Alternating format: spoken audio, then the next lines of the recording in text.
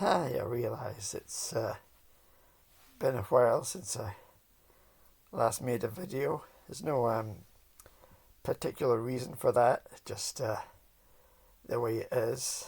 But this video is going to be about Scottish football. Scottish football. For some reason, whatever reason, I've developed this keen interest in Scottish football. I think it's quite a fascinating topic with rich history. This is a library book that's I think it's seen better days. The spine's not too good. But it details all the what the old pitches used to look like back in the days of black and white. And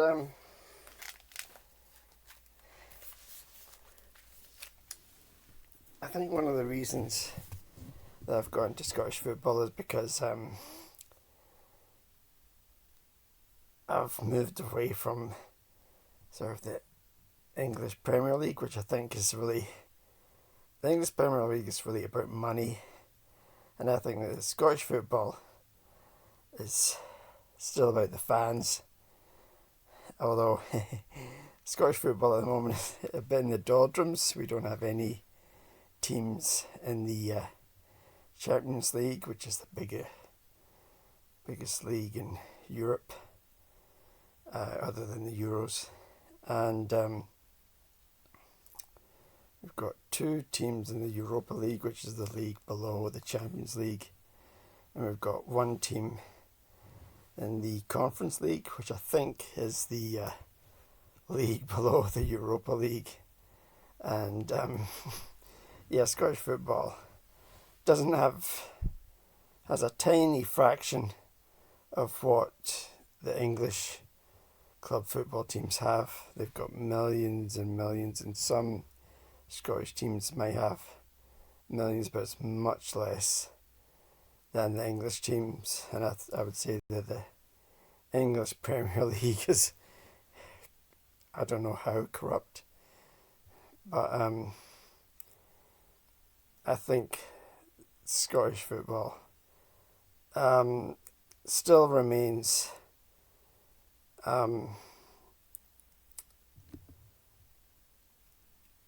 by the fans, for the fans, I would say. You still get small teams in England, which is why I like the FA Cup, where you see the tiny teams go up against the big massive teams, and usually it doesn't go well, but in some cases that's not always the case.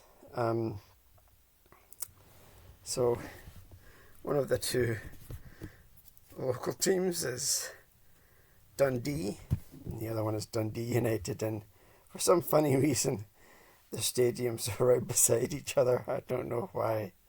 I'm sure somebody thought it would be funny to have the two stadiums beside each other.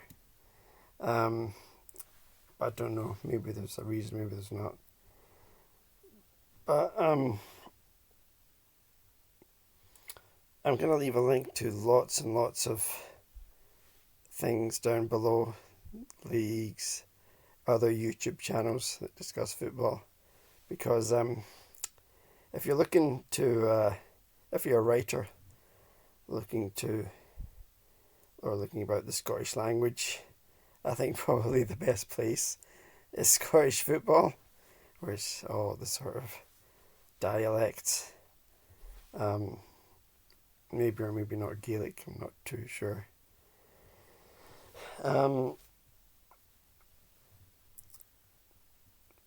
So yes, I'm still reading, of course, but Scottish football does take up a bit of time, but still reading. And Scottish football, I think, does have surprisingly, maybe some good examples of writing. I don't know if it's Ian McIlvanney, but the brother of crime writer Hugh McIlvanney was quite a well regarded sports writer, I think primarily Scottish football sports writer. And you'll still get news publications that have sports writing. And I think Scottish pundits, as they're called, and Scottish commentators do have just a sort of friendliness to them.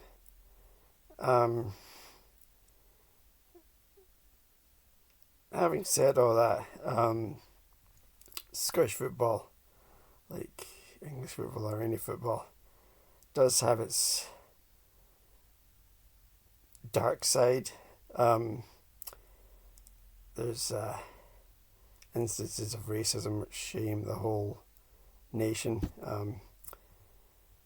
There was an incident a few weeks ago involving it was in the English Premier League, involving a Everton player who was black, and chants directed against him by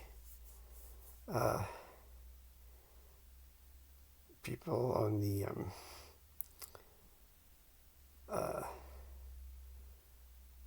Liverpool side of the stadium.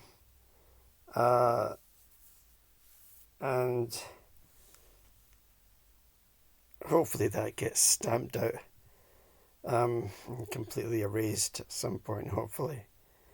There is, in some respects, it's a bit still in the dark ages in regards to sexism, homophobia. But I do think that it will recede and recede and recede until it's completely erased, hopefully. With Scottish women's football, it's the same as in compared to the English, but the English, the women who won the Euro Championships this year. I mean, English women's football is like up there. Scottish women's football is down there again. I don't think it has the same amount of money or investment, but it's still, I would like to think, thriving, hopefully, with, I think it's Glasgow City FC, who are one of the best sort of women's teams. So I've not actually been to a match at Dens Park. Maybe that'll change. We'll see.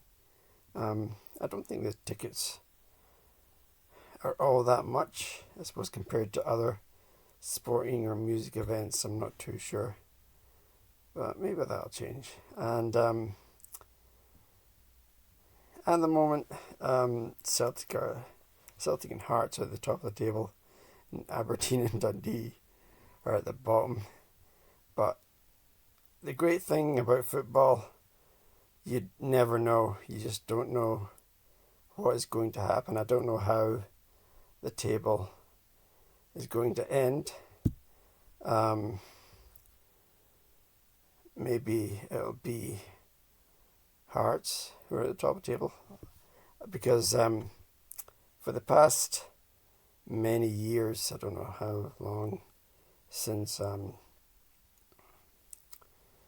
don't know, maybe the 90s or 80s, it's been the two teams of Glasgow, Celtic and Rangers, have sort of dominated the top flight of Scottish football, and maybe that'll change. Oh, remains to be seen. But like I say, the great thing about football, you don't know what's going to happen, and I think there's something very salt of the earth about Scottish football. these club teams have really long historic links to their communities, and I think on the whole it does unite people, although in some cases it really divides them.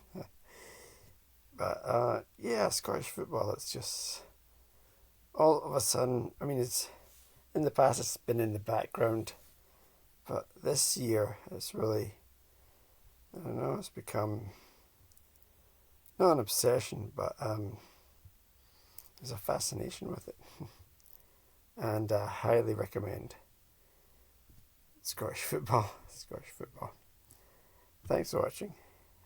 Bye.